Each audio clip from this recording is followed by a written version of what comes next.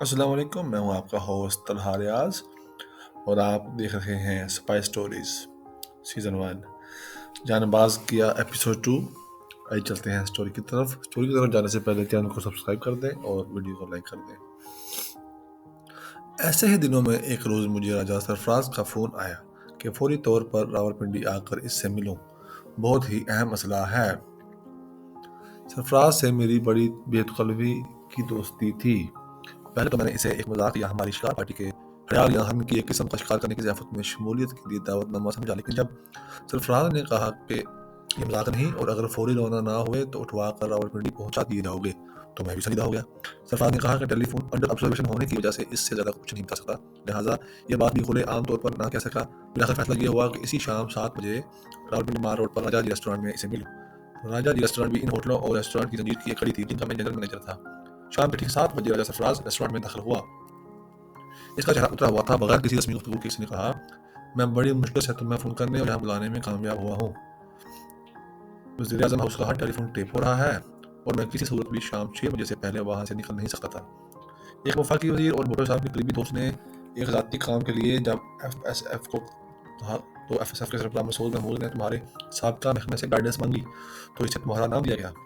چونکہ ملک کی اندرونی جاسوسی زوروں پر ہے اور تم بھی ابھی اپنے محکمے کے زیر نگرانی ہو، اس لیے پشاور میں تمہارا پتہ اور کام کسی سے پوشیدہ نہیں۔ مسعود محمود نے اپنے نائبین کو تمہیں یہاں فوری لانے کو کہا، چونکہ یہ ساری بات میری موجودگی میں ہوئی تھی اور میں تمہاری طبیعت سے اچھی طرح واقف ہوں کہ ایک بات سے تمہیں نہ کر دوں تو دوبارہ تم کو اس بات پر لانا بہت مشکل ہے۔ تو اس کا مطلب یہ ہوا کہ اگر ایف ایس ایف والوں کے ہمراہ خوشی سے یہاں نہ آتے تو تم پھر زبردستی لائے جاتے۔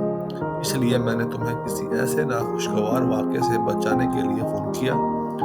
اب میں عباس مسعود محمود کا نمبر 2 کو فون پر بتاتا ہوں کہ تم میرے پاس ہو اور کل صبح تمہیں وفاقی وزیر راجہ تری دیو رائے کے دفتر میں مسعود محمود کے ہمراہ جانا ہوگا۔ یہاں پر میری پوزیشن بھی بہت مضبوط ہے۔ وزیر اعظم کا اسپیشل باڈی گارڈ ہونے کے باعث وزیر اعظم تک میری ڈائریکٹ رسائی ہے۔ میری اور تمہاری دوستی کو مسعود محمود بھی بخوبی جانتا ہے، اس لیے وہ تم سے اچھی طرح پیش آئے گا۔ کھانے کے بعد میں راجہ سرفراز کے ہمراہ اس کے گھر رات گزارنے چلا گیا۔ چونکہ آئندہ کے واقعات ایک تسلسل کے ساتھ پیش آئے، اس لیے میں یہاں راجہ تری دیو رائے کے متعلق کچھ وضاحت کرنا چاہتا ہوں۔ بنگلہ دیش سابقہ مشرقی پاکستان میں چٹاگانگ کے پہاڑی سلسلے میں کٹھن گزرگاہوں سے آگے تبتائی کا قصبہ آتا ہے۔ یہ وہاں کی سیویلائز ورلڈ کی آخری حد ہے۔ اس کے بعد پہاڑی سلسلے کی بلندیوں پر جاتے ہوئے پہلے چکما، پھر مگ اور پھر مورنگ قبائل آتے ہیں۔ مورنگ قبائل والے ابھی تک ہزاروں برس کی قدیم دنیا میں رہتے ہیں۔ عجیب و غریب رسوم کے علاوہ اس قبائل کے زن و مرد صرف پتوں سے اپنا جسم ڈھانپتے ہیں۔ مگ قبیلہ ان سے نسبتاً ذرا ایڈوانس ہے اور چکما ان تینوں میں سب سے زیادہ سیویلائزڈ ہے۔ اس قبیلے کا صدر مقام رانگا ماٹی ہے۔ اس قبیلے کے مرد و زن زیادہ تر بدھ مت سے ملتے جلتے کسی مذہب کے پیروکار ہیں۔ اس قبیلے کا سردار راجہ تری دیو رائے تھا، جسے حکومت پاکستان نے کیپٹن کا اعزازی عہدہ بھی دے رکھا تھا۔ اس کی تعلیم و تربیت برطانیہ میں ہوئی تھی اور چٹاگانگ میں میری سروس کے دوران چٹاگانگ ریسٹ ہاؤس میں ہماری لہک سلیک ہوئی، جو بعد میں گہری دوستی میں بدل گئی۔ راجہ تری دیو کے ہمراہ میں کئی مرتبہ رانگا ماٹی جا چکا تھا، جہاں ہر بار میرے لیے خصوصی طور پر قبائلی ناچ کھانے کا اہتمام کیا گیا۔ اس قبیلے کے سبھی افراد اپنے راجہ کو سجدہ کرتے اور اس سے بے پناہ محبت کرتے تھے۔ راجہ نے اپنے حویلی نما محل میں مجھے مغل شہنشاہوں جہانگیر اور اورنگزیب کی افواج سے چھینی ہوئی توپیں، دیگر اسلحہ اور زرہ بختر دکھائیں۔ اس قبیلے نے آج تک کسی بھی حکومت کی غلامی قبول نہیں کی۔ قیام پاکستان کے بعد یہ قبیلہ اپنے راجہ کی وجہ سے دل و جان سے پاکستان کا حامی ہو گیا اور پاکستان کی حاکمیت کو تسلیم کر لیا۔ سقوط ڈھاکہ کے وقت راجہ تری دیو رائے مغربی پاکستان میں تھا۔ بھٹو صاحب کے دور میں اسے پروٹیکشن کا وفاقی وزیر بنایا گیا۔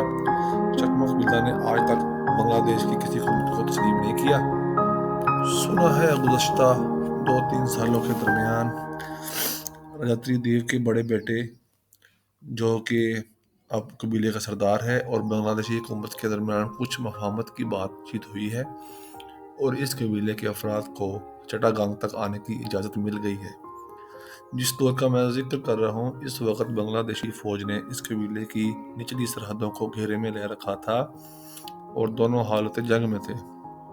اس قبیلے کے لوگ روایتی ہتھیاروں کے بجائے قدیم ہتھیاروں مثلاً تلوار، نیزے اور تیر کمان کے علاوہ انتہائی زہریلے سانپوں کے زہر میں بجھے ہوئے تیر اور کھوکھلے بانس کے ٹکڑوں میں زہریلی سوئیاں رکھ کر انہیں غلیل کے کھینچے ہوئے ربڑ کی طرز کے بنے ہتھیار سے دشمنوں پر پھینکتے تھے۔ باقاعدہ اور تربیت یافتہ فوج بھی ان کے مقابلے میں ٹھہر نہیں سکتی تھی، کیونکہ اس قبیلے کے جنگجو سبز رنگوں سے خود کو کیموفلاج کر کے گھنے درختوں پر چھپ کر جب دشمنوں پر حملہ کرتے تو بغیر آواز پیدا کیے سینکڑوں دشمنوں کو ڈھیر کر دیتے تھے۔ پہاڑوں میں ہونے کے باعث ہوائی جہازوں کے بم بھی ان کا کچھ نہیں بگاڑ سکتے تھے۔ دوسرے روز صبح 8 بجے راجہ سرفراز خان مجھے اپنی گاڑی میں راجہ تری دیو کے دفتر، جو اسلام آباد میں سیکریٹریٹ سی بلاک میں واقع تھا، چھوڑ آیا۔ میں ان کے پیر کے کمرے میں بیٹھ گیا۔ تھوڑی دیر میں ہی مسعود محمود بھی آ گیا۔ مسعود محمود کسی زمانے میں مشرقی پاکستان میں ایس پی رہ چکا تھا اور اپنے ظلم و جور کی کئی داستانیں پیچھے چھوڑ آیا تھا۔ ہم دونوں کی آپس میں کوئی بات نہیں ہوئی، لیکن انتظار کا سارا وقت ہم عمیق نظروں سے ایک دوسرے کا جائزہ لیتے رہے۔ منسٹر صاحب تشریف لائے تو پہلے مسعود محمود کو، پھر مجھے اندر بلایا گیا۔